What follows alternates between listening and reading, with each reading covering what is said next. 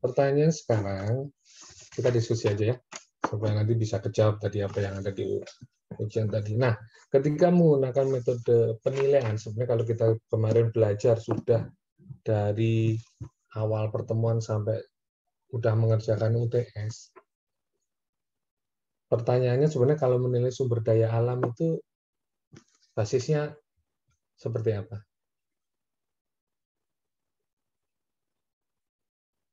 Basisnya seperti apa? Kalau properti kan gitu ya, dasar nilainya apa nih gitu. Mungkin yang lebih paham mana penilaian. Dasar nilainya apa? Kalau ada peraturan di BMN terkait dengan penilaian SDM, itu basis nilainya apa?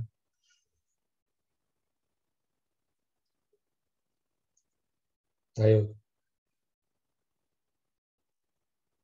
Atau properti atau bisnis pun. Basis nilainya apa? Standar nilainya apa sih? Dasar Anda untuk menentukan nilainya apa itu? Kalau bicara value Anda penilai nih. Ayo.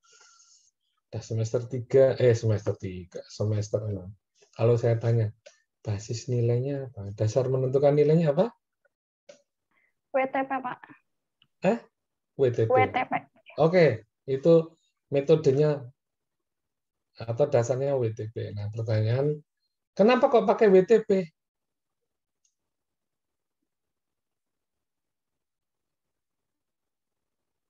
Kenapa kok Tidak ada itu, Pak. Tidak ada pasarnya, Pak. Oke, jadi kalau bicara penilaian sebenarnya basisnya cuma dua, mau pakai pasar atau tidak pakai pasar, gitu kan ya? Kalau ada basisnya pasar, ya kita bisa menggunakan basis pasar, gitu ya. Nah, kalau pasar sudah semester kemarin, di properti pun juga begitu, basisnya juga pasar atau selain pasar. Nah, kemarin kita sudah bicara di awal pertemuan adalah yang berbasis non-pasar. Tadi sudah disebutkan oleh teman Anda, kenapa kok pakai WTP? Ya, tidak semua jasa lingkungan, gitu ya. Artinya kalau bicara sumber daya alam itu bisa berupa barang, bisa berupa jasa. Kalau barang bisa berbentuk komoditas. Komoditinya apa yang dihasilkan? Buahnya, pohonnya, kayunya, daunnya, akarnya. Adakah itu komoditas itu di pasaran harganya? Ada. Nah, kalau ada pasaran ya udah, tinggal Anda menentukan berapa kira-kira tingkat produksinya. Nggak ada produktivitinya. Tinggal kalikan dengan harga pasarnya. Ada yang cost base. Nah, kalau cost base biasanya pasarnya mendasar pada apa? Replacement. Kita nggak akan banyak bahas sana. Nah, sekarang kita akan bicara ke yang normal. Biasanya apa? Jasa. Jasa lingkungan. Macam-macam nih jasa lingkungan. Apa jasa lingkungan? Kira-kira? Oh, sehingga nanti jelas. Karena CVM itu kuncinya juga kejelasan. Kejelasan apa? Kejelasan. Kenapa Anda pakai WTP? Gitu. Oke, jasa lingkungan apa aja? Penyerap karbon, Pak, untuk misalnya. Menyerap karbon. Apalagi? Penahan abrasi, Pak.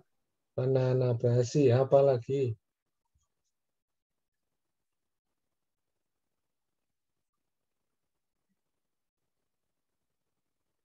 Yang lebih, kalau kita bicara WTP, itu bisa untuk menilai apa sih? Nilai guna atau non nilai guna atau bisa kedua-duanya?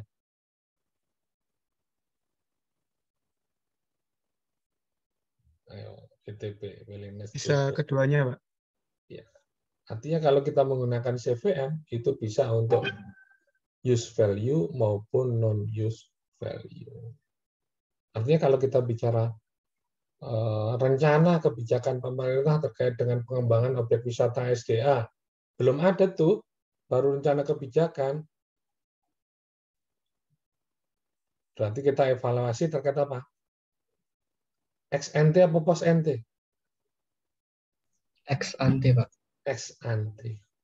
Rencana terkait dengan kebijakan pengelolaan sumber daya alam untuk apa? Rekreasi. Nah, Anda ingin tahu tuh, mengevaluasi itu, bisa menggunakan ini. Lanjut. Bisa juga. Bisa nggak untuk setelah kebijakan itu diambil? Berkembang kemudian. Objek wisatanya. Bisa nggak dievaluasi lagi? Bisa, Pak, untuk dampak kebijakannya. Oke. Dampak kebijakannya, biasanya kemana ini? Kalau biasa setelah kebijakan ini, positif atau negatif? Negatif biasanya. Oke, negatif.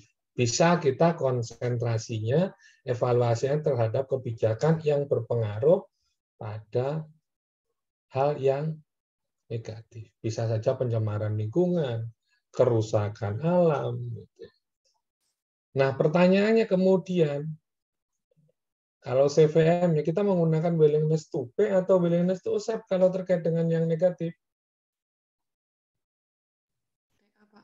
BTA. BTA, Pak. PA, accept, kompensasi. Nah, sekarang pertanyaan kalau kemudian kebijakannya adalah yang positif, bisa jadi nih, kayak kalau kemarin kita menilai penambahan kawasan hijau atau penambahan taman di area perumahan. Kemarin kita menggunakan metode apa? Yang sudah kita bahas? HPM, Pak. HPM. Gitu ya, kita menggunakan proxy terkait dengan properti, harga pasaran properti, gitu ya. Perbedaannya antara ada tanaman, ada kawasan hijau atau penambahan dengan sebelum. Nah, ini bicaranya adalah kebijakannya adalah menambah kawasan. Kira-kira berdampak positif atau negatif? Kira-kira.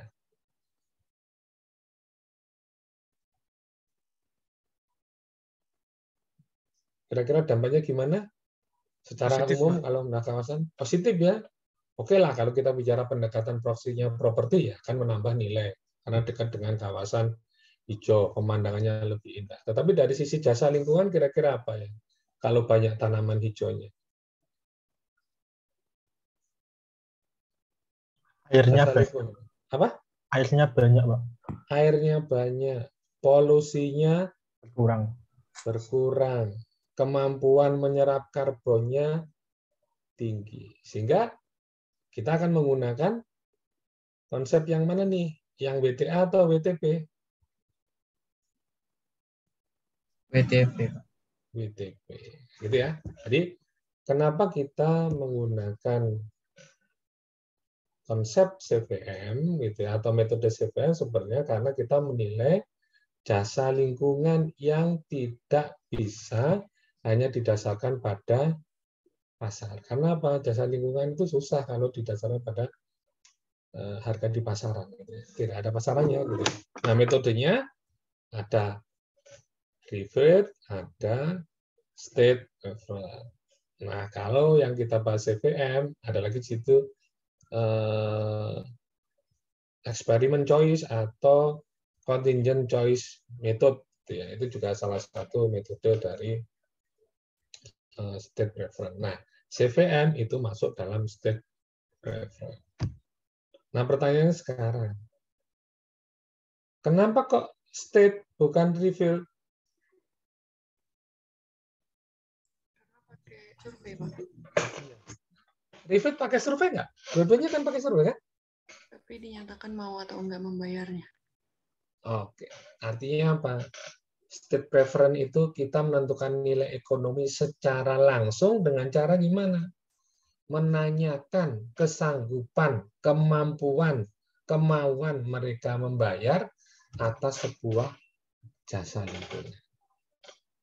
Nah, kalau revert kemarin kan kita juga menanya, tetapi tidak secara langsung kepada kemauan bayar. Tetapi kita mendukanya pakai apa? menduga nilainya, mengestimasi nilainya dari mana? Kalau refill?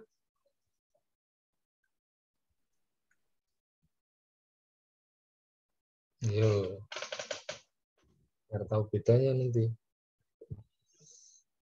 Dari fakta mungkin, Pak. Dari apa? Dari fakta kayak biaya perjalanan untuk Iya, PJN. berat perjalanan. Oke, itu salah satu variabel yang dipertimbangkan. Artinya dari biaya itu kita bisa mengestimasi ya. Kalau revealed itu kan mengungkap. Artinya yang kita ungkap apa? Pola perilaku responden. Dalam apa? Dalam mengkonsumsi sumber daya alam. Yang kita ungkap apanya? Ya karena kita bicara nilai, otomatis ukuran moneter. Sehingga dari mana? Oh, travel cost-nya. Kita ungkap dari perilaku konsumen terhadap biaya yang dia keluarkan untuk mengkonsumsi sebuah sumber daya alam. Biasanya wisata kalau tesnya. Kita ungkap dari sana. Kalau yang ini, yang CPM, kita jelas-jelas menanyakan. Kamu mau membayar berapa untuk sebuah kebijakan yang akan dilakukan? Atau kamu mau meminta kompensasi berapa atas sebuah kerusakan lingkungan atas kebijakan yang diambil? Oke.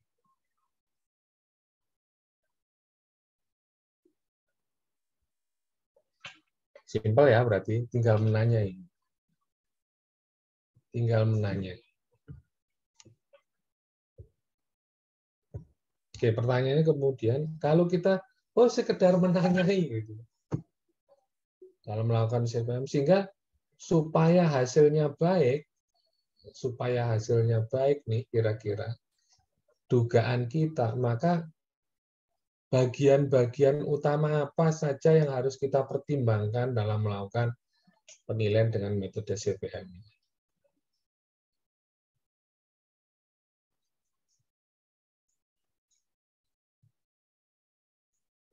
Identifikasi objek, Pak.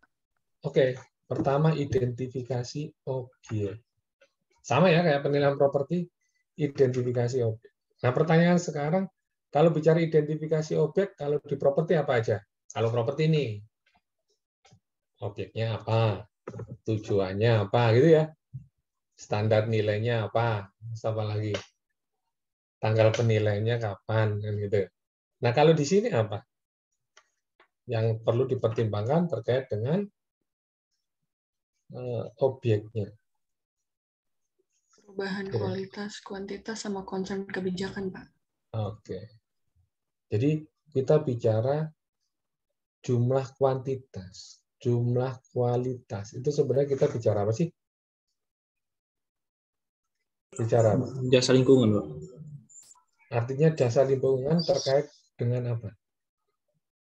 Yang kenapa jasa lingkungan itu? Kenapa kok, pertanyaan ini, kenapa kok Anda nilai? Kenapa kok Anda evaluasi? Berubah, Pak. Berubah. Karena dampak dari kebijakan. Oke. Jadi bisa jadi kualitasnya berubah, menjadi polusinya bertambah, atau sebaliknya, polusinya menjadi baik, sehingga Anda berpikir, pakai WT.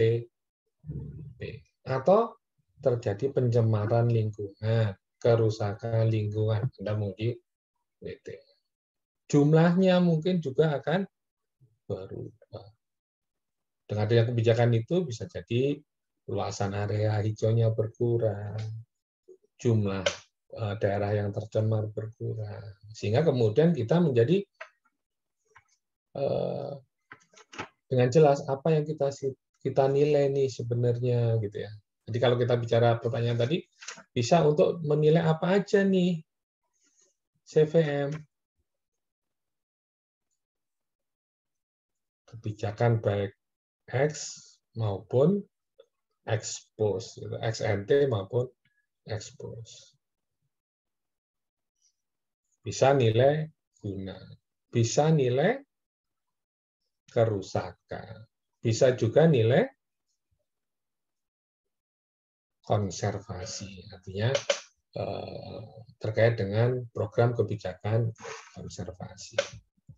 Oke, jadi sehingga secara konsep kita menentukan nilai dengan metode CVM, menilai apa? Nilai ekonomi. Dari apa? Non guna, dari sebuah sumber daya alam. Berdasarkan apa? Preferensi individu yang dijadikan respon. Nah, biasanya bisa terkait dengan masyarakat di sekitar lokasi sumber daya alam yang menjadi dampak. Secara langsung kita tanya.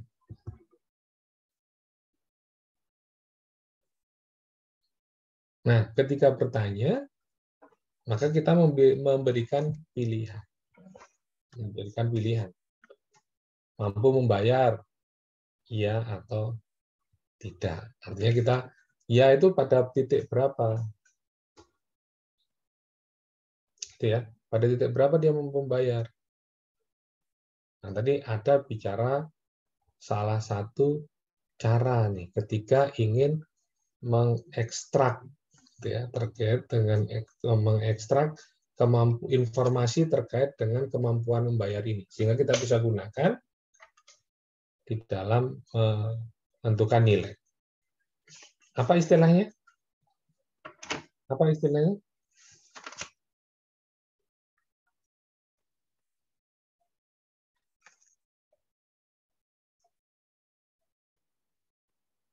Kita Elisitasi, Pak. Elisitasi, kemampuan atau teknik mengekstrak apa? Informasi. Informasi adalah kemampuan membayar responden. Nah, itu yang kita akan jadikan pilihan kepada setiap individu yang menjadi responden. Anda mau bayar berapa nih? Nah, tekniknya macam-macam. Tekniknya macam-macam. Oke. Pengukuran nilai SDL sangat erat kaitannya dengan willingness to give up. Gitu. Artinya kalau bicara to give up itu ngomongin apa sih ini? Ngomongin apa? Harga minimum? Bukan harga ya. Kemampuan membayar minimum atau kemampuan membayar maksimum?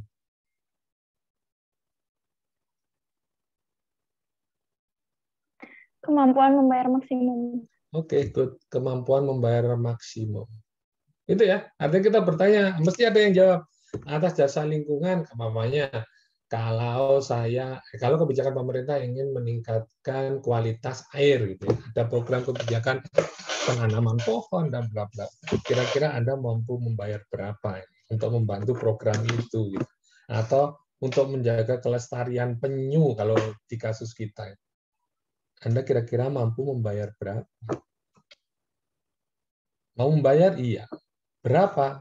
Gitu. Sebenarnya itu pada batasan dia mau segitu. Gitu. Dari satu individu, nanti banyak individu yang lain. Maka kita cari rerataan nanti, willingness to pay-nya. Nah, kira-kira kalau kita bicara maksimal, gitu ya, kita bicara maksimal willingness to pay-nya, maka kalau kita bicara regresi, nanti sebenarnya kita akan bicara nih, membentuk kurva itu berdasarkan pada regresi. Nah, pertanyaan saya, kalau begitu, WTP-nya itu, kemampuan membayar itu, kira-kira kalau di regress, koefisiennya semakin negatif atau positif?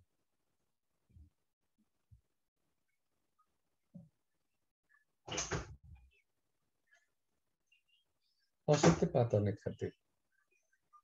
Kalau pusing-pusing lihat TCM kemarin.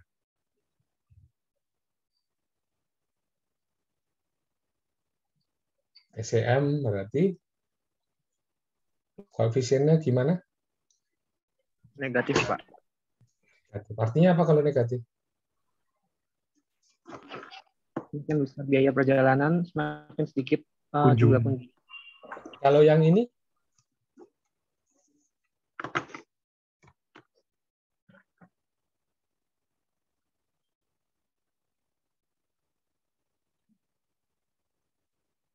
Ada kecenderungan kalau setiap individu itu diberi tanggung jawab individu yang dibebani pembayaran untuk peningkatan kualitas sumber daya alam, gitu ya. Semakin meningkat pembayarannya, maka bisa jadi nanti semakin sedikit yang mau membayar. Pilihannya mesti mau membayar. Pilihannya pasti akan, bukan pilihannya, nanti hasilnya pasti akan lebih cenderung orang itu akan memilih harga yang murah, gitu. Sehingga kalau kita kaitkan dengan koefisiennya, dia akan menjadi negatif. Oke, itu ya. Terdapat hasilnya tidak terkoreksi dengan benar oleh pasang. Oke, artinya kalau ngomongin kayu, pohon, daun, oke, gitu ya. Mau komoditas atau barang, oke, gitu. Tetapi kalau udah ngomongin jasa, sumber daya alam yang tidak ada di pasar, gitu ya, ekosistem, hidrologis, manfaat penyerapan karbon, bisa jadi belum ada, gitu ya. Sehingga perlu metode yang lain yang basisnya bukan berdasarkan pasar. Nah, yang kita bahas hari ini adalah metode CVM. Oke, menilai bagaimana individu secara hipotetis bereaksi terhadap perubahan kualitas lingkungan. Bereaksi, artinya bereaksi apa? Bereaksi, kalau kita bicara tanggung jawab individu, ketika ada sebuah kebijakan, dia bereaksinya gimana? Mau membayar mahal atau kecenderungannya yang rendah? Sebenarnya kita akan melihat di sana. Mungkin di dalam survei itu kita akan meneliti apakah mereka peduli terkait dengan lingkungan. Kalau kita lihat sejarah ya, awal-awal penggunaan CVM dalam penilaian SDL itu awal-awalnya tidak begitu dianggap sebagai suatu metode yang bagus, gitu ya. Kenapa? Karena memang konsen waktu itu belum pada perhatian barang publik, terutama berupa sumber daya alam. Belum sampai pada tataran itu.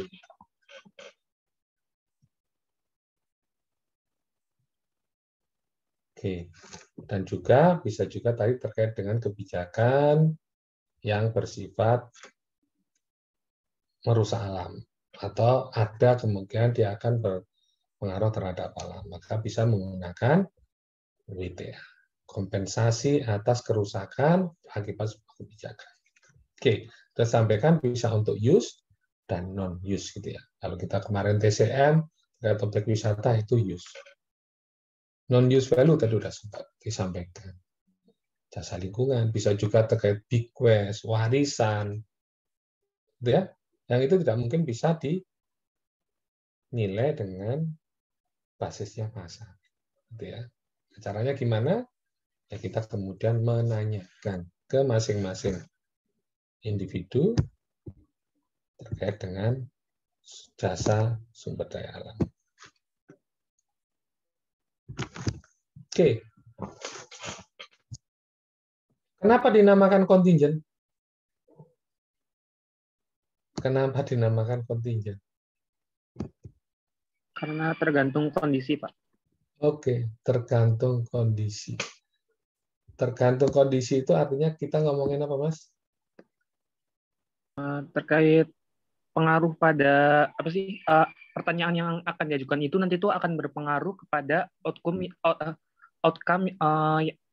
yang akan dihasilkan dari hasil analisis dari CVM ya, Pak. Jadi benar bergantung pada pertanyaan kita kepada respondennya. Oke, outcome-nya sangat tergantung dengan kontingen. Oke, bicara kontingen itu sebenarnya kita ngomongnya apa? Kondisi apa?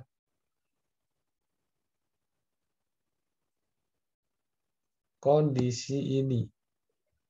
Inilah skenario hipotesis. Artinya Anda harus membuat skenario. Oke, skenario-nya apa yang mempengaruhi? Pertama, deskripsi perubahan kebijakan yang dievaluasi.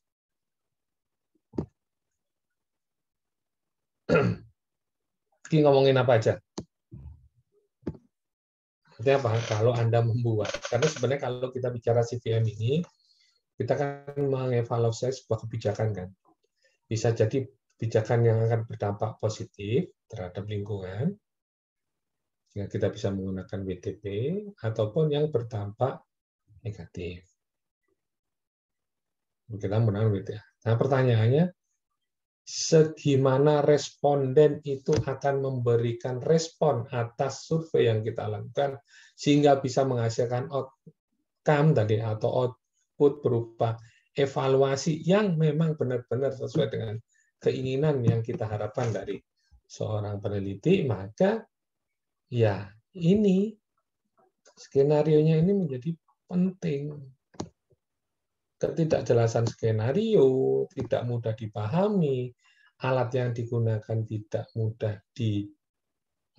digunakan, tidak dimengerti oleh responden, itu menjadi salah satu kelemahan. Termasuk kita nggak mungkin kan kalau melakukan survei kita sendiri, bisa jadi orang lain.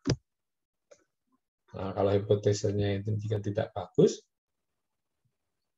maka surveyor yang lain pun juga mungkin akan memahami yang beda pula, sehingga hasilnya juga tidak bagus. Oke.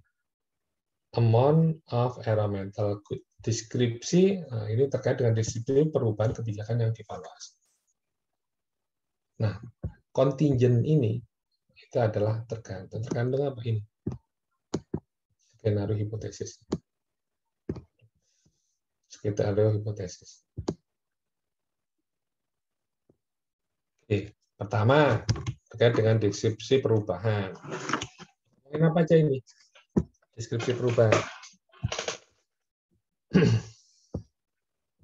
Yuk.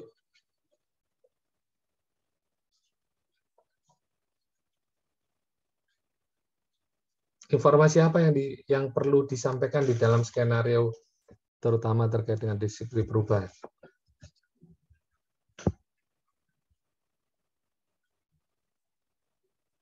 Izin menjawab, Pak.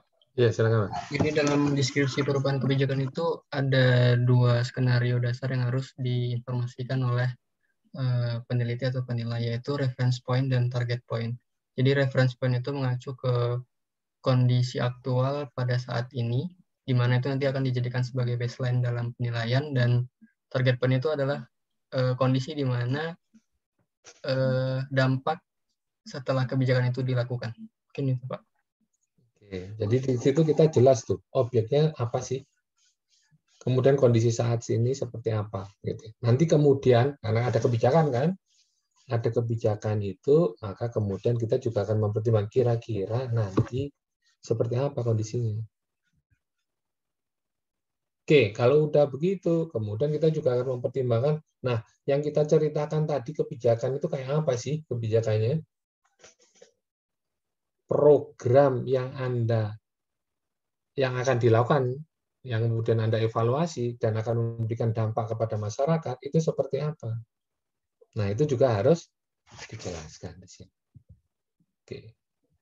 Termasuk bicara kebijakan itu bicara pada level lembaga. Siapa yang bertanggung jawab atas kebijakan itu? Ya. Artinya kalau kita bicara bisa jadi pemerintah, bisa jadi LSM yang berkolaborasi dengan pemerintah. Bisa jadi kebijakannya nasional, bisa jadi regional. Artinya melibatkan banyak pihak. Bisa banyak negara.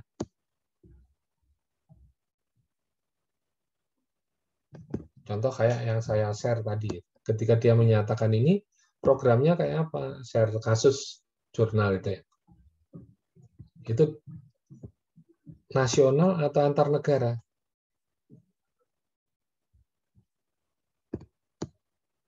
Nasional atau antar negara?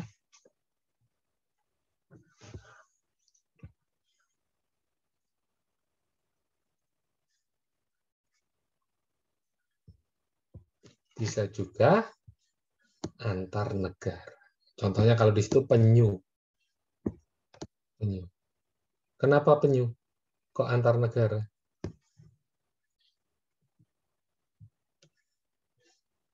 Ayo, kenapa penyu antar negara ya? Nggak cuma Indonesia. Oke lah, nggak cuma mana. Penyu itu mana ya? Penangkaran penyu Bali atau mana ya?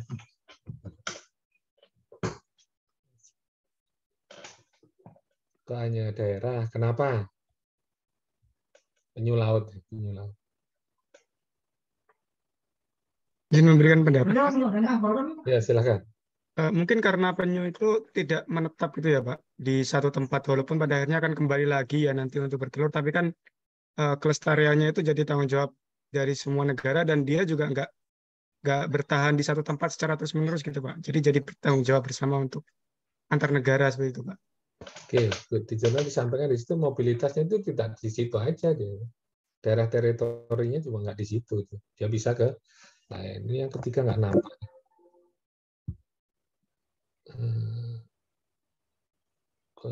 Sebentar. Ada yang ketiga.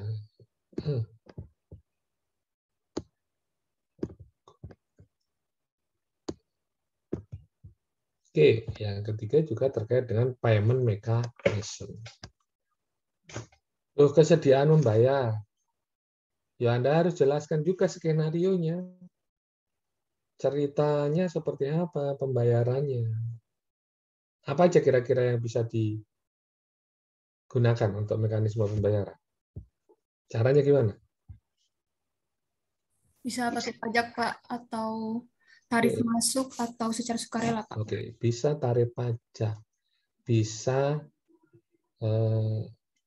apa tadi, tiket masuk, bisa sukarela, voluntary. Artinya kalau sukarela ya bisa ditanyai, karena bila bayarnya gimana, sukarela itu bayarnya kapan, mingguan, bulanan, atau terserah gitu ya. Atau bisa menggunakan biaya tambahan terkait dengan apa? Tambahan atas harga komoditas yang Anda konsumsi.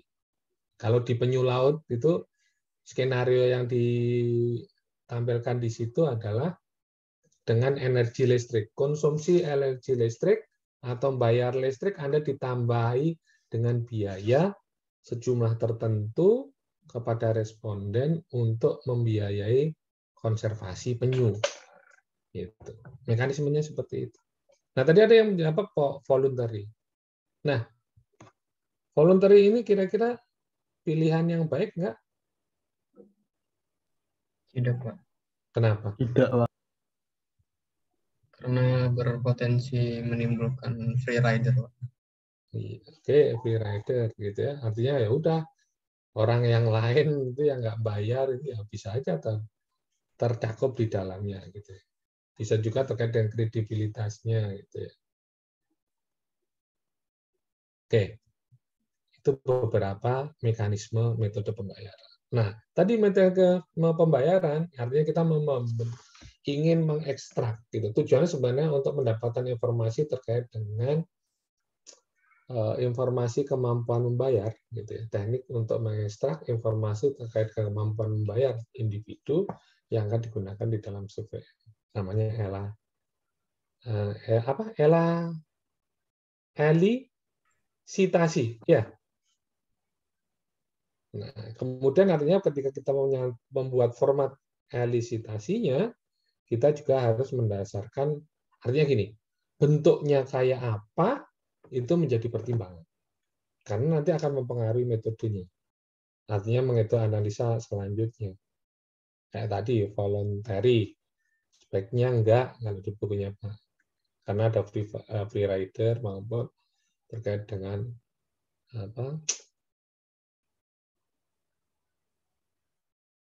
kredibilitas. Sehingga ada berbagai macam format. Apa aja formatnya?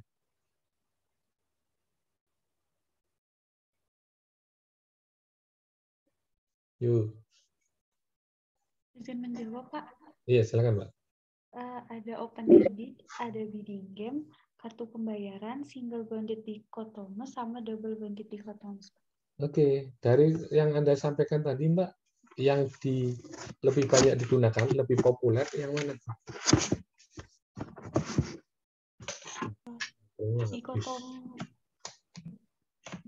Dikotomus ya Pak? Dikotomus choice. Dikotomus. Gitu ya. Bisa yang single gitu ya, bisa yang double. Dan umumnya single itu relatif lebih mudah gitu ya. Lebih mudah. Terus apa lagi kelebihannya dikotomus? Utama yang single.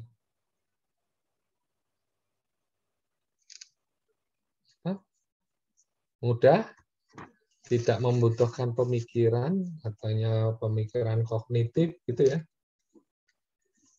Jelas, kenapa jelas? Ya jawabannya ya itu kok langsung itu. Awal dan akhirnya ya segitu. Karena apakah Anda bersedia membayar? Ya, gitu. Kalau ya, apakah Anda bisa membayar? Artinya gini, apakah Anda bersedia membayar 10.000 gitu ya? Jawabannya cuma 2, iya, tidak. Ya udah 10.000. Bapak kalau begitu nanti semua orang jawabnya 10.000, padahal ada orang yang mau dong sebenarnya di atas 10.000, ada yang 20.000, 50.000. Gimana kalau kayak gitu?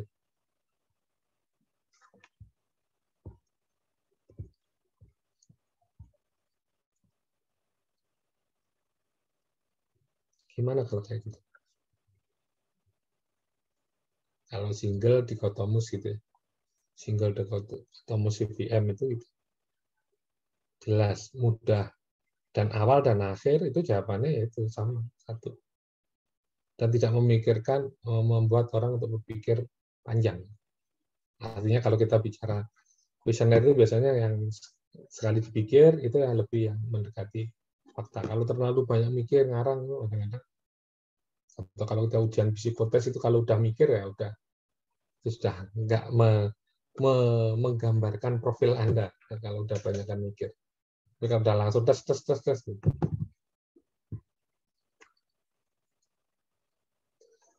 Oke, gimana tadi? Open yang itu, yang di single dikotomus CVM. Nah, kalau gitu orang 10 semua dong, Pak. Gimana? Ada yang berpendapat?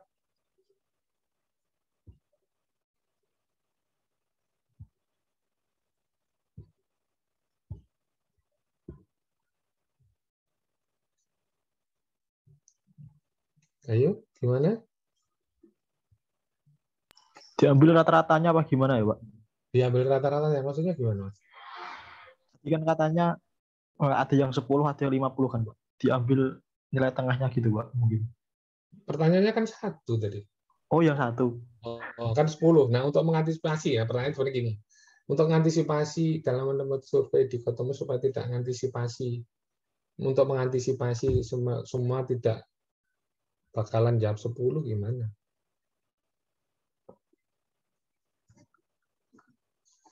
Tapi masih masuk jenis dikotomus gitu.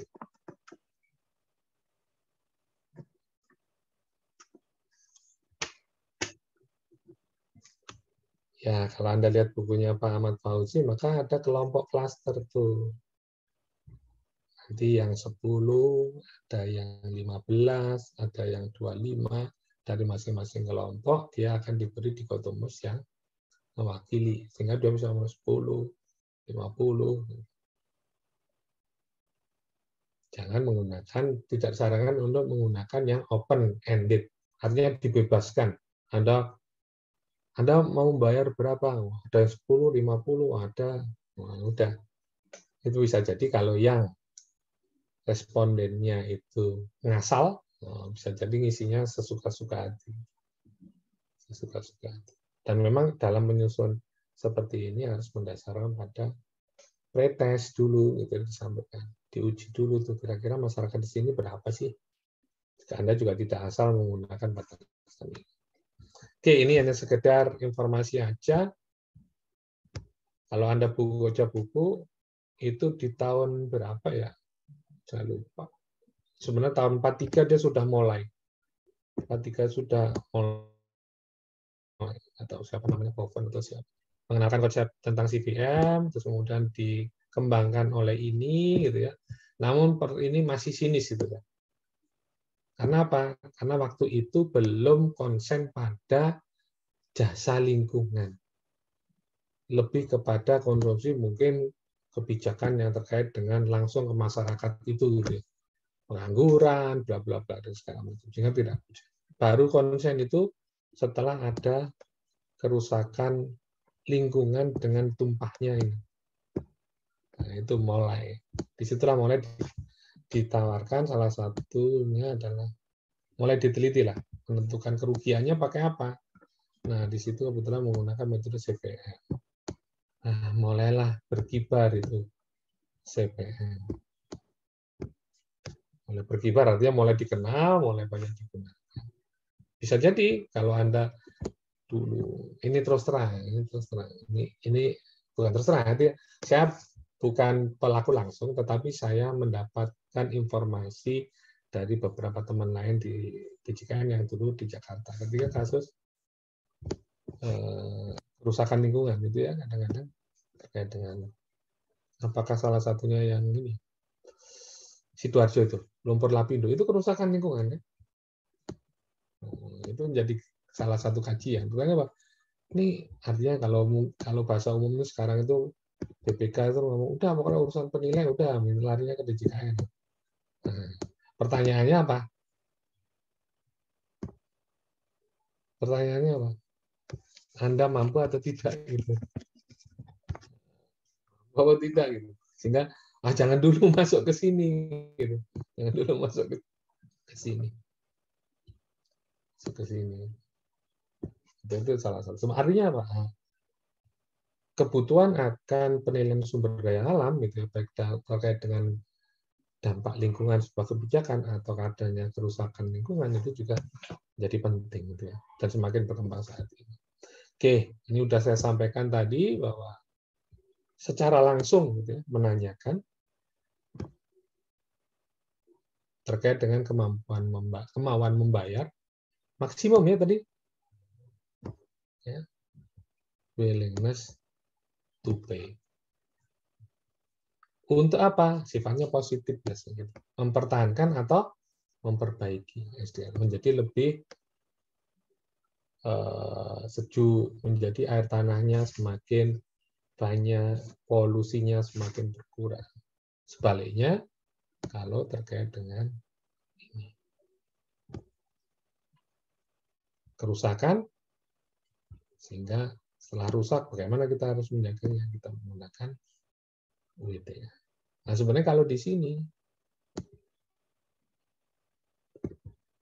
kita punya hak nggak sih terhadap sumber daya alam? Punya hak nggak sih?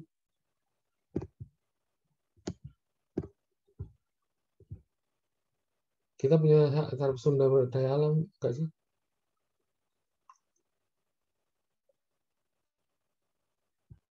Punya, Pak. Punya. Dilindungi undang-undang gitu ya. Artinya dipergunakan sebesar-besarnya untuk kemakmuran. Tapi kalau kita bicara hak, gitu, kalau kita bicara properti kan ada yang bisa kita kendalikan, ada yang tidak bisa. Gitu ya. Oke. Ini lebih lanjut, dalam kasus perubahan ESDAL akan memberi perubahan positif pada apa? Apakah itu kesejahteraan? Tentunya kalau kemarin di awal pertemuan kita masih ingat bahwa peranan ESDAL, kebijakan dalam pengelolaan ESDAL, pemanfaatan ESDAL tidak lebih pada well-being, gitu ya, kesejahteraan.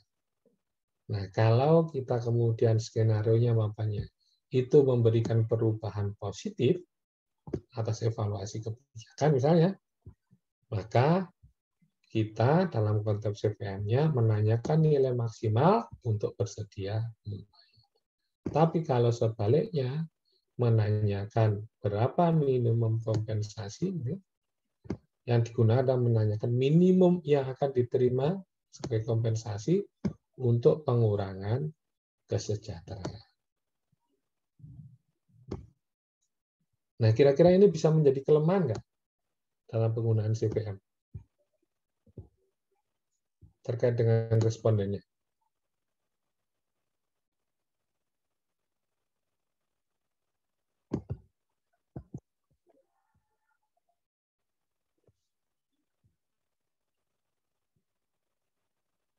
Bisa nggak jadi kelemahan?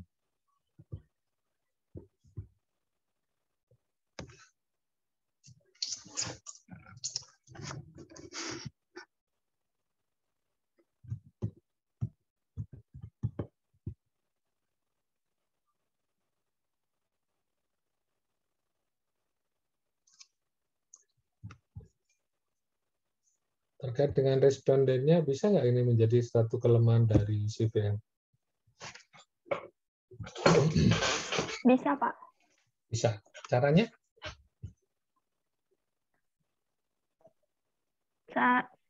Caranya bisa ini, Pak. Responden tuh bisa bias. Dia menjawab surveinya karena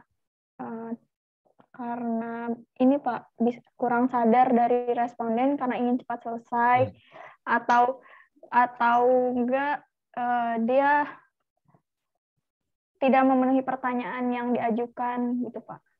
Oke, itu salah satu yang ada di PPT ya, artinya ya misinya ngasal, gampangnya begitu gitu ya, misinya ngasal bisa jadi. Tapi bisa jadi kalau ini terkait dengan kebijakan, evaluasi kebijakan gitu ya, kira-kira bicara kan pro atau kontra kan gitu ya, pro atau kontra atas kebijakan itu.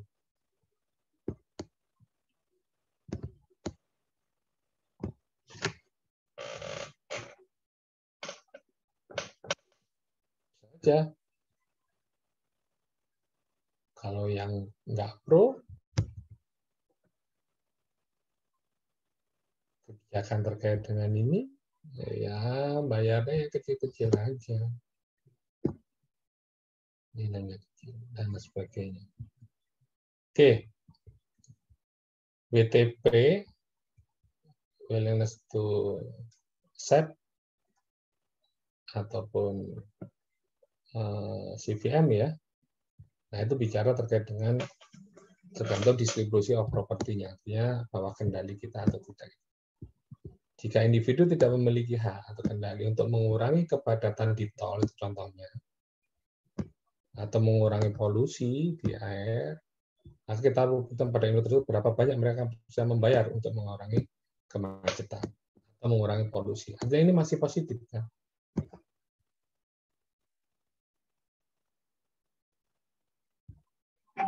Jika individu memiliki hak untuk mengurangi kemacetan di tol atau untuk mengurangi polusi, maka kita perlu menanyakan seberapa banyak yang akan mau mereka terima, gitu ya, untuk sebagai kompensasi.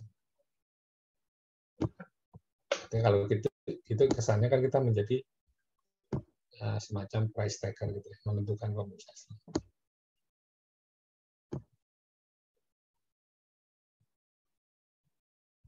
Oke, tahapannya apa aja?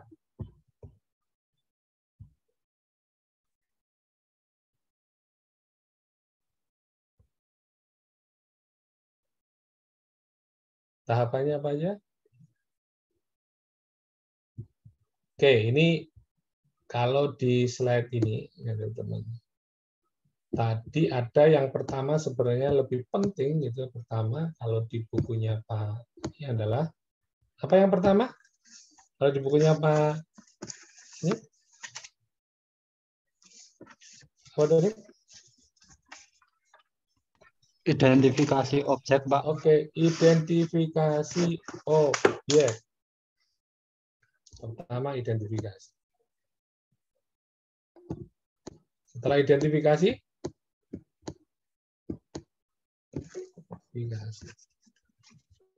setelah identifikasi objek tadi tentang kualitas, kemudian kuantitas dari lingkungan yang akan kita nilai. Apakah kualitasnya menjadi bagus atau kualitasnya menjadi berkurang. Sehingga nanti kan jelas tuh metodenya kayak apa. Kemudian asal hipotesis. Nah, ini yang menjadikan dinamakan kontingen. Ini penting. Ini menjadi bagian yang penting. Ya. Nah, setelah itu apa yang ketiga?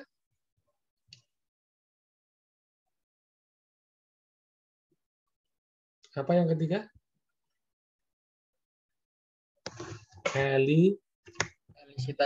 Elisitasi nilai moneter. Artinya apa? Ya, kita ingin mendapatkan informasi terkait dengan kemampuan membayar. Disitulah kita nanti akan larinya mendapatkan nilai beberapa bidding penawaran choice. Ada yang 10.000, 15.000. Gitu. Nah, nanti dari data itu kemudian kita bisa menghitung perataan. Ya, kalau mau sederhana, perataan berarti total dibagi dengan jumlah data bisa perataan. Kalau di bukunya Pak ini, ya tergantung perataan WTP-nya, apa yang kita regress nih untuk memperkirakannya. Apa sih sebenarnya yang kita, kalau bicara kurvanya itu apa yang berdasarkan regresi kan? Yang diregres apa tuh? Utamanya.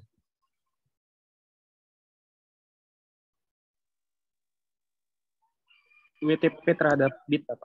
Iya, WTP dipengaruhi oleh bid. Dipengaruhi oleh bid-nya. Oke, WTP-nya itu WTP merupakan fungsi dari bid ya kalau begitu. WTP ini berarti independen atau dependen? Dependen.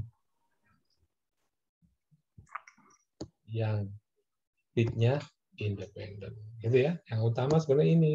Nah, sama kayak TCM kemudian. Anda ingin meneliti apa nih? Pengaruhnya apa? Bisa jadi nih, orang berani bayar karena pendapatan. Orang berani bayar karena pendidikan, karena pendidikannya udah S1, maka ditambahilah sosioekonomi. Bisa jadi. Sosioekonomi.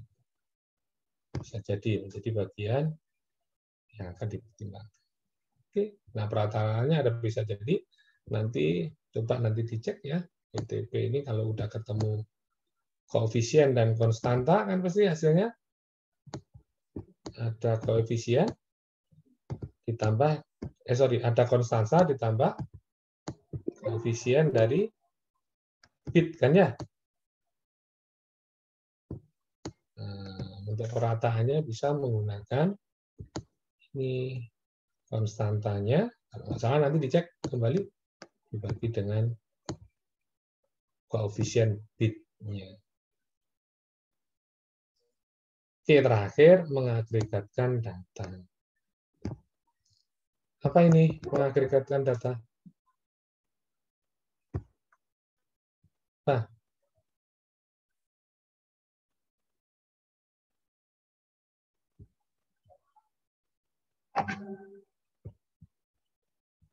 apa?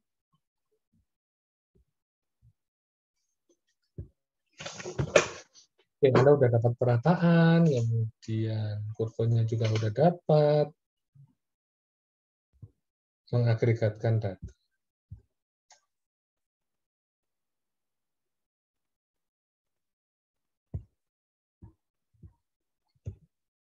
Apa di sini? Agregat. Mengkonversi nilai rarataan menjadi nilai untuk keseluruhan populasi. Oke, untuk keseluruhan populasi.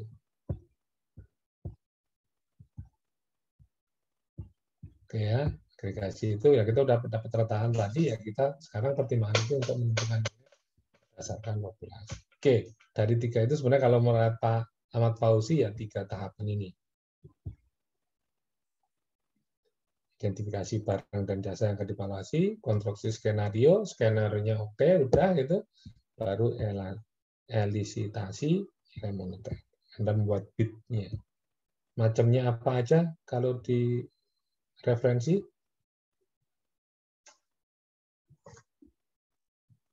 Apa aja? Ada open-ended, yang tadi terbuka, nah, jangan gunakan yang itu, gitu ya, tidak reliable, atau menggunakan kartu pembayaran, kayak kartu ada centang pilihan, gitu ya. Ada yang single dikotomi, gitu. Kalau single dikotomi, ya, pertanyaannya Apakah Anda sanggup membayar 15.000? Ya, tidak. Gitu. Ada yang kalau di itu 2, artinya double. Double dikotomi itu, apakah Anda mau membayar 10.000? Ya, ya udah. Kalau tidak, nah berapa kira-kira? Gitu.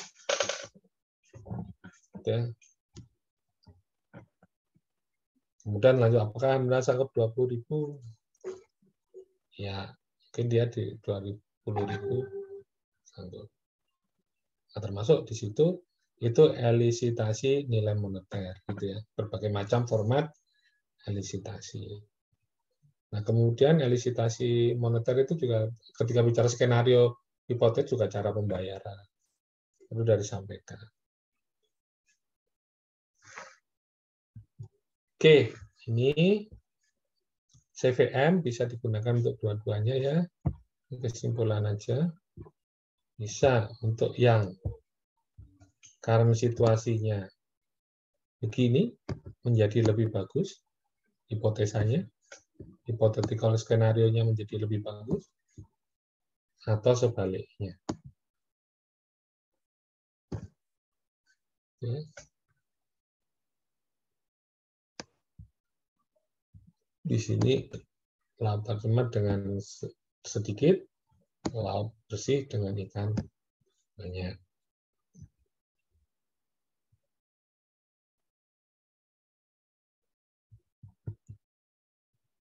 Oke, format pertanyaan macam-macam. Direct question, how much you willing to pay? Ini bentuk apa ini? Apa ini?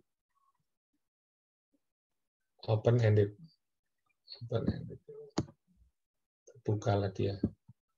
Kemudian ada bidding game. Are you willing to pay X? Jika yes, nih. Jika tidak, kurangi berapa? Jika ya ditambah berapa? Jika tidak dikurangi berapa?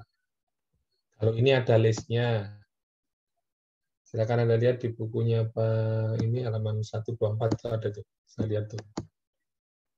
Bukunya Pak. Nah, yang dikotomus tadi ada yang single, ada yang double. Kalau single ya, apakah Anda bersedia membayar langsung 10.000? Jawabannya iya. Oke, kalau mono,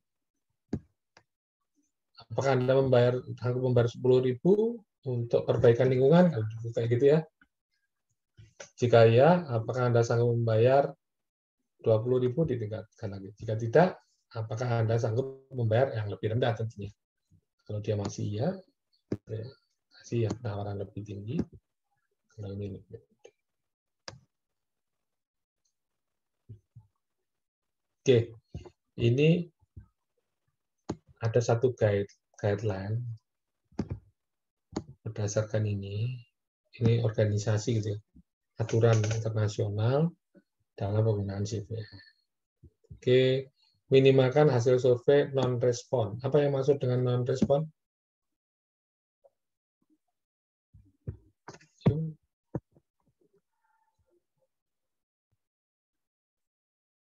Apa non-respon?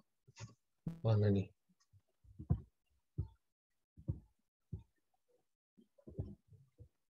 Nah, yang non-respon, ayo.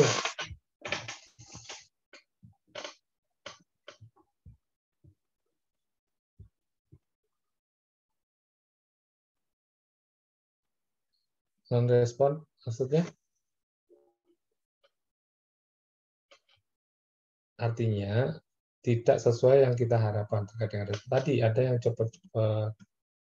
Dan bisa jadi ini juga karena ketidakmampuan kita menjelaskan skenario, menjelaskan tujuan dari penelitian ini, gitu ya.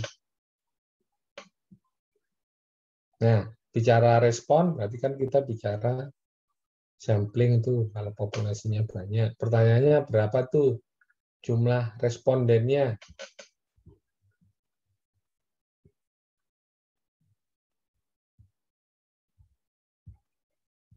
Berapa jumlah respondennya? Minimal 30. minimal 30. Artinya untuk kalau data besar maka minimal 30 populasinya gitu ya. Artinya apa? Dasarnya itu populasi gitu ya. Populasinya gede minimal 30. Karena kalau berdasarkan populasi yang gede bisa minimal 30, bisa populasi itu menggunakan beberapa rumus kan ya. Ada rumus Lovin yang bisa digunakan. Ya. Itu salah satu. Personal interview ya Anda menanyakan langsung. Makanya harusnya skenario hipotesisnya itu bagus, kita paham dan kita mampu menjelaskan, gitu ya. Termasuk alat biddingnya itu kita uji dulu sehingga bisa menjawab keinginan kita. Oke. Dan lain sebagainya nanti bisa Anda baca. Oke, kekurangannya apa? Tadi sudah disebutkan oleh teman Anda. Baru kelebihannya. Sorry, kelebihannya mudah untuk berbagai konteks penilaian SDA.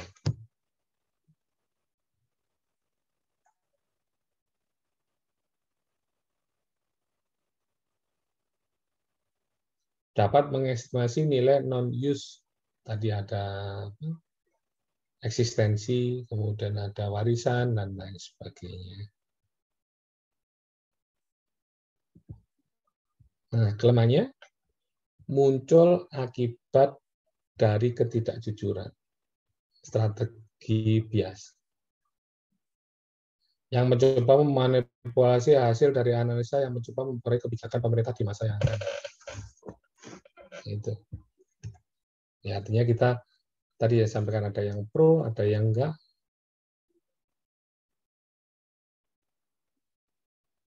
Dia akan berupaya mengisi itu untuk mempengaruhi kebijakan. Ya. Bias rancangan desain, rancangan sebuah SEO meliputi format pertanyaan, cara informasi yang disajikan, instruksi yang diberikan, tipe jumlah informasi yang disajikan. Artinya apa tadi?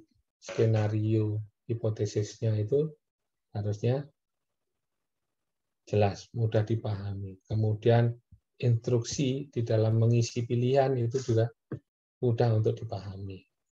Kemudian beberapa informasi yang di situ itu mudah untuk dipahami sehingga dia bisa mudah untuk menjawab. Kalau enggak, ya udah. Karena saya dulu pernah membantu salah satu dosen survei di mana di Srengseng, waktu itu travel cost method gitu ya. Ya itu ada yang ditanya karena rombongan gitu ya, rombongan dia bilang berapa kira-kira pengeluaran Ibu? Ada yang ngisi asal 5 juta gitu. Padahal dia tinggal di sekitar Jakarta untuk sini 5 juta. Karena ternyata dia habis kondangan mampir gitu. 5 juta. Ada juga yang ditanyai tentang karena pendapatan itu. Fotografer kayak.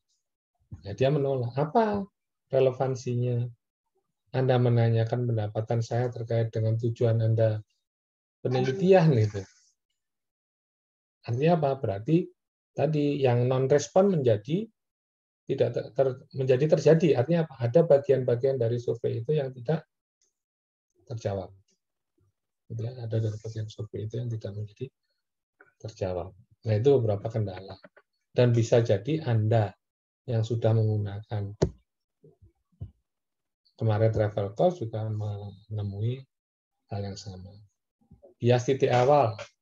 Tadi sampaikan teman-teman, ada sikap yang kurang sabar dari responden karena ingin cepat selesai dapat menyebabkan bias titik awal sama mempengaruhi rataan nilai tawaran. Ya udah, karena tujuan WTP nanti untuk rataan WTP, ya kalau dia ngisinya di awal ada udah ngawur gitu ya, maka hasilnya juga akan tidak baik. Muncul dari reaksi, informasi bias muncul dari reaksi subjek survei pada alat pembayaran dipilih atau pilihan yang ditawarkan. Jadi kita tadi pilihan surveinya open-ended. Wah, itu isinya bisa suka-suka gitu ya, artinya bisa ngisi 1 miliar pun bisa, 5 miliar pun bisa, terkait dengan alat pembayaran yang kita gunakan.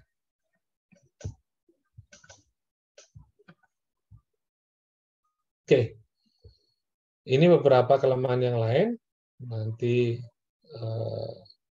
pengambilan keputusan oleh responden terkait tingkat pendapatan. Waktu yang digunakan untuk konsumsi benda dan sangat rentan menjadi bias. Oke, tadi pendapatan saya sudah contohin, dia tidak mau menceritakan. Kalaupun menceritakan, bisa jadi dia tidak sesuai fakta, gitu ya. Kesalahan pasar hipotetik, subjek mungkin tidak menanggapi proses survei dengan serius dan dapat mereka berikan cenderung tidak memenuhi pertanyaan yang diajukan. Artinya apa? Kita sudah membuat skenario bagus-bagus, kita sudah jelaskan maksud dan tujuan. Jadi begini, penggunaan CVM nanti saya tugasin ini, Anda baca kasusnya. Jadi gini, ketika seorang responden menjawab sebuah alat penawaran seperti yang di kasus penyu, itu dia jelaskan itu. Kita penelitinya itu menjelaskan.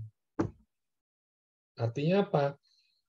Kalau 50% responden, gitu ya, 50%, minimal 50% responden menjawab, gitu ya, mekanisme pembayaran dengan menggunakan biaya tambahan terkait dengan konsumsi listrik, maka skenario ini bisa diterima. Artinya apa? Kebijakan, karena evaluasinya konservasi itu, artinya gini, evaluasi yang dilakukan adalah untuk meningkatkan konversi penyu laut. Bagaimana masyarakat terlibat secara individu terkait dengan penyu laut ini, maka yang diusulkan adalah pembayaran biaya tambahan, biaya wajib tambahan menggunakan mekanisme penambahan pada biaya konsumsi listrik. Skenario itu tapi mensyaratkan juga apa? Minimal 50% masyarakat, coba nanti minimal 50% masyarakat itu menggunakan itu, maka berarti metode terkait dengan pembayaran biaya tambahannya bisa dijalankan. Artinya apa? Kesimpulan penentuan nilai WTP-nya berdasarkan biaya penambahan tadi bisa juga diterima. Gitu. Nah, bisa jadi kan menjelaskan seperti itu, menjelaskan itu kepada responden belum tentu mau loh mendengarkan. Atau bisa juga kita yang tidak mau menjelaskan secara lebih sederhana. Artinya apa? Baca nanti, ini tugas juga, baca jurnal kasus di situ, dan kemudian seperti apa tuh skenario-skenario yang memungkinkan untuk dijalankan. Ada apa syaratnya?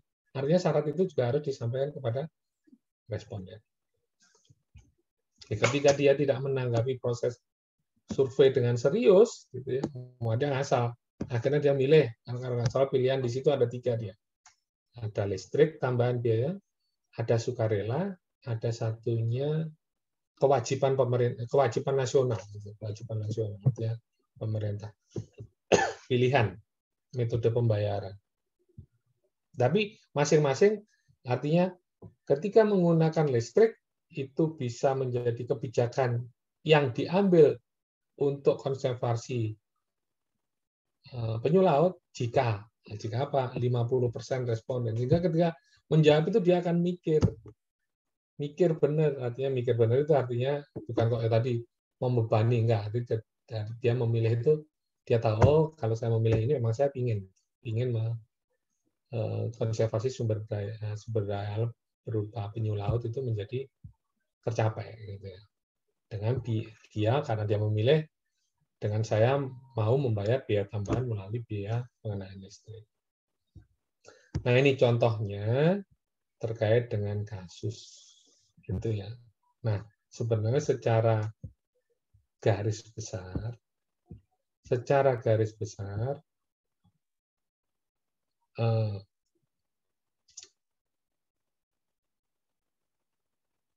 hasil artikel ini gitu ya, itu dilakukan di Cina, Filipina, Thailand, dan Vietnam untuk menilai apa kesediaan rumah tangga, gitu ya, membayar konservasi penyu.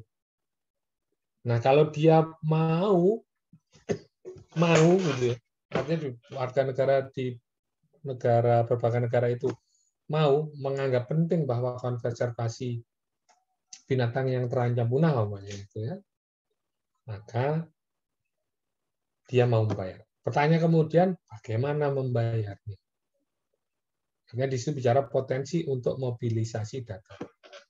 Nah, ternyata tadi hasil menunjukkan bahwa dari hasil penelitian itu pengenaan biaya tambahan wajib berupa tagihan listrik perumahan itu ternyata tidak lolos. Artinya tidak lolos di dalam metode yang dipilih di dalam mobilisasi biaya dengan menggunakan skema listrik. Nah, tugasnya teman-teman semua baca kembali itu, kemudian Anda di situ bisa mengetahui kenapa kok memilih penyu. Artinya tujuannya jelas. Tujuannya adalah kebijakan untuk konservasi sumber daya alam. Yang apa? Terancam punah. Apa itu penyu? Kenapa penyu kok dipilih? Kenapa negara itu? Silakan baca. Artinya kita bicara identifikasi objek di sini sudah kelihatan. Oke. Kemudian di situ bicara apakah cuma di negara satu aja atau perlu tanggung jawab regional. Regional negara semua itu bertanggung jawab terhadap penyu dan kura-kura. Sehingga konservasinya kebijakan yang diambil adalah kolaboratif antar negara. Kenapa itu dipilih? Tadi ada yang menyampaikan mobilisasi. Dan termasuk di situ Anda nanti akan bicara berapa jumlah respondennya untuk masing-masing kota. Metode apa yang digunakan? Artinya Anda harus bisa menjelaskan di situ apakah dia menggunakan di dalam setelah skenarionya seperti apa, kemudian elisitasinya terkait dengan metode pembayarannya gitu ya. Apakah dia menggunakan dikotomi ataukah Anda menggunakan yang lain? Apakah open ataukah yang Nah, kemudian tekniknya gimana tuh? Ketika dia menanyakan responden, artinya ada menggunakan 3 metode pembayaran gitu ya. Gimana itu hipotesisnya atau skenario untuk masing-masing metode. Dan bagaimana hasilnya terakhir? Kalau disimpulkan tadi listrik enggak. Tapi pertanyaan apakah masyarakat di sana itu menganggap penyu itu memang binatang yang layak untuk menjadi binatang yang penting sehingga perlu adanya konservasi. Oke, itu tugasnya ya, sudah saya share sehingga akan memperkaya pemahaman Anda terkait dengan CVM. Walaupun di sini sebenarnya pointer-pointernya ada, tinggal Anda jawab aja nanti pointer-pointer intinya. Walaupun kesimpulan akhirnya juga ada. What was the hypothetical market? Apa hypotheticalnya? Dan bagaimana dia membayar? Sebenarnya 2 ini yang harus Anda jawab. Ya. Skenario-nya seperti apa? Untuk apa kebijakan itu? Kemudian bagaimana membayar? Oke, tugasnya individu, nanti saya akan menggunakan sampling. Sampling terkait dengan apa yang Anda pahami dari kasus itu dalam penggunaan CVM. Oke, sampai sini ada pertanyaan?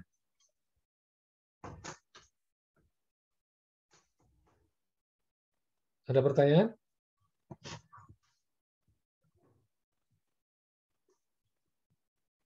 Bisa dipahami?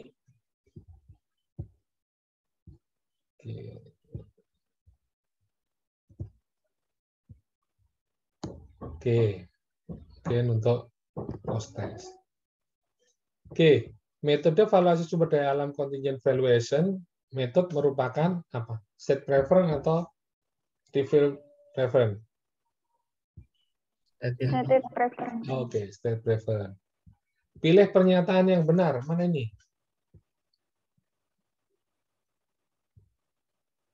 Mohon maaf Pak, sebenarnya belum kebuka Pak untuk post testnya. Gimana? Di layar masih Oh, PPT belum Pak. ya?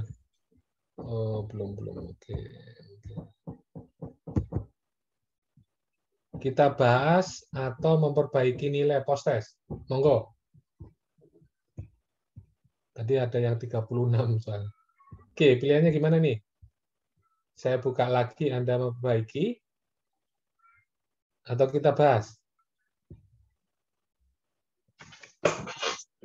Ini tadi udah saya jelasin kan ya? Pilihan monggo nih, gimana? Pak, tadi saya pas mau submit, tiba-tiba nggak bisa submit, Pak. Iya kah? Iya. Oh. Coba sekarang disubmit lagi, tapi nanti responnya late kali.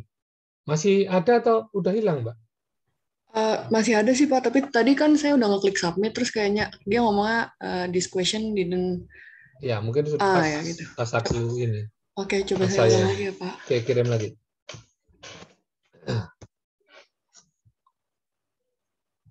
Dua 28 aturannya. Benar. Udah submit lagi?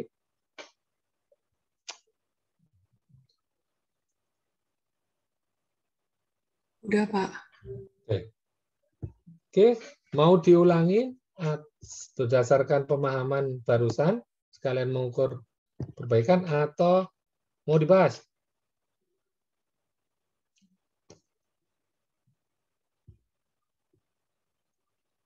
Halo? Enggak ada suaranya sih. Kan ulang, enggak. Gitu. Ulang, bahas, cuma itu loh.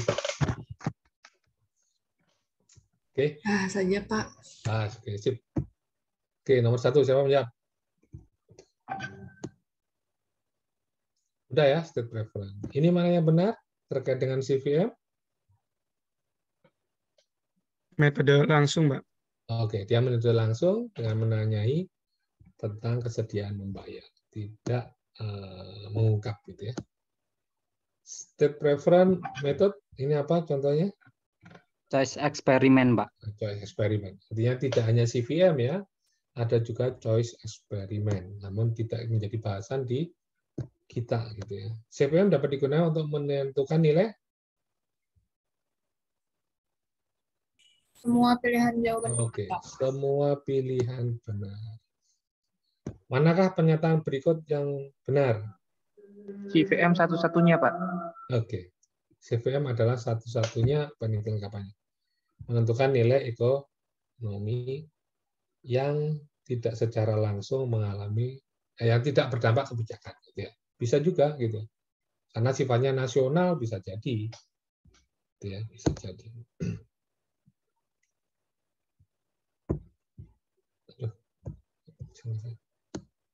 Oke, lanjut.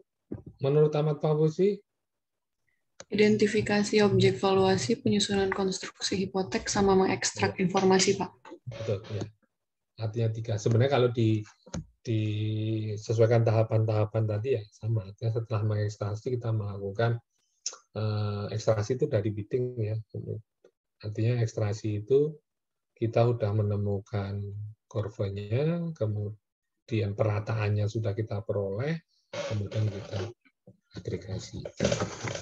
Perubahan kualitas jasa lingkungan merupakan bagian dari tahap Identifikasi, Pak. ya. Bagaimana bagian krusial dari analisis CPM? Identifikasi. Identifikasi? Identifikasi atau konstruksi? Konstruksi. Kita lihat. Identifikasi.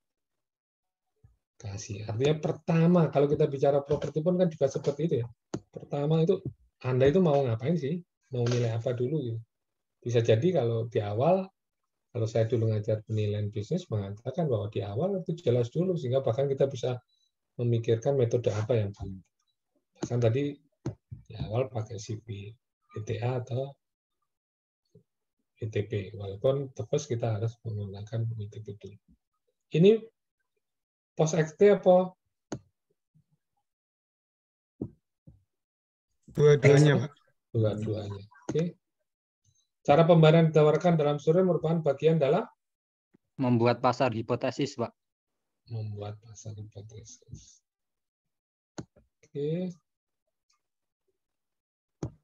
Kemudian elisitas dalam penerapan adalah Teknik ekstraksi. ya teknik ekstraksi terkait kesediaan membayar tadi ya, berdasarkan wawancara pada individu. Kalau ini, apakah Anda bersedia membayar 25 untuk pelestarian penyu? Single bounded dichotomous. Oke, single. Manakah dari elastisitas dalam CPM yang kurang reliable? Open-ended. Open-ended. Deskripsi terkait perubahan kebijakan harus memberikan informasi terkait Kondisi sekarang dan dampak kebijakan. Oke. Dia kebijakan yang diambil dan lembaga yang bertanggung jawab pada kebijakan merupakan bagian dari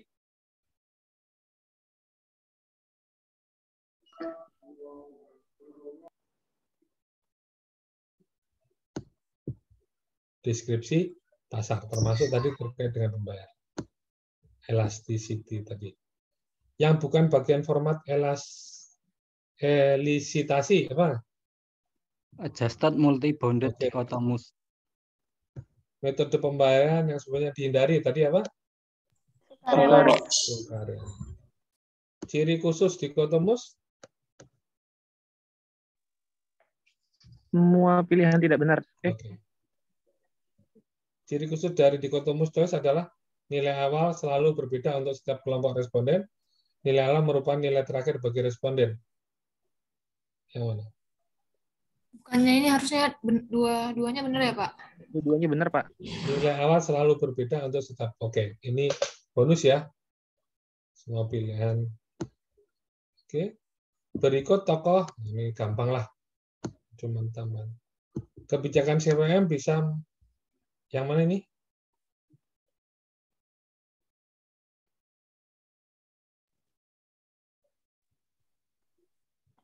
Semua jawaban benar. Oke, semua jawaban benar. Kelemahan CVM? Hanya dapat digunakan unused value. Oke, hanya dapat digunakan. Ini benar ya. Semua kelemahan benar yang satu ini. Oke, aduh. Istilah saya merujuk pada Skenario hipotesis. tergantung hipotesisnya. Proses di mana nilai tengah penawaran dikonversi terhadap nilai total populasi yang dimasukkan dalam penilaian SHA disebut Pengagregatan data. Ya. Apa? Pengagregatan data. Ya, pengagregatan data. Format pembayaran memunculkan free riding tadi? Voluntary. Okay. Metode yang paling populer banyak digunakan adalah terkait elisitasi adalah Diskotomus. Diskotomus gitu ya, mau single. Kalau yang di kasus kita itu yang single. Kalau nggak salah single ya. Yang merupakan kelebihan penggunaan adalah kecuali dikotomus. Semua pilihan jawaban salah. Responden mudah menjawab kecuali. Oke, ini sebenarnya kemudahan dikotomus kelebihannya gitu ya. Mudah menjawab, mendekati berlaku representasi di pasar. Artinya apa? Ya kalau di pasar itu kita itu bukan nawar, harga itu sudah segitu itu batasannya. Ya, tinggal nanti pilihannya kita mampu atau enggak. Gitu. Paling kalau nggak mampu ya nawar. Gitu. Jumlah sampel yang bisa digunakan, oke, semua bisa digunakan ya. Artinya tergantung populasi sebenarnya. Tapi dari populasi itu dalam prakteknya ada yang menggunakan Slovin, ada juga yang kalau datanya besar, populasinya besar ya udah minimal 30 gitu. Minimal 30. Independennya apa?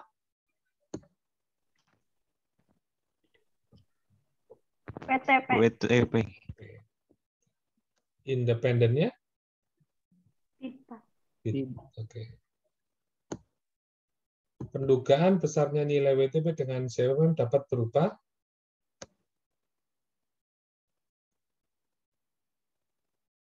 Benar. Semua jawaban benar. ya, bisa pakai WTP, pakai WTA. Bila estimasi nilai ditujukan untuk menilai kerusakan lingkungan, maka menggunakan secara mudah biasanya TOSEP gitu ya. Yang satunya tadi berarti WTP.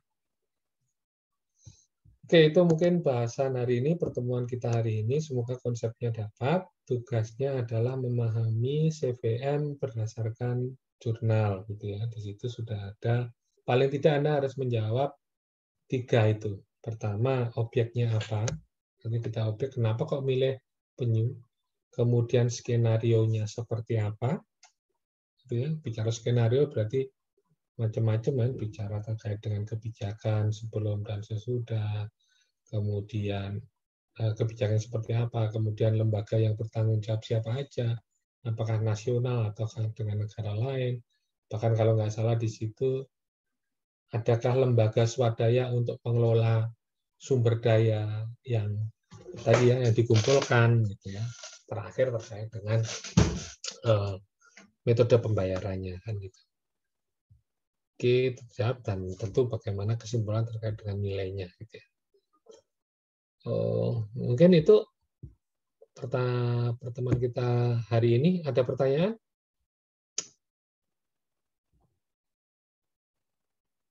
Jelas? Cukup jelas, Pak. Oke, terima kasih untuk hari ini. Kalau begitu saya akhiri. Selamat sore. Assalamualaikum warahmatullahi wabarakatuh. Waalaikumsalam. Terima kasih banyak, Pak. Terima kasih, Pak.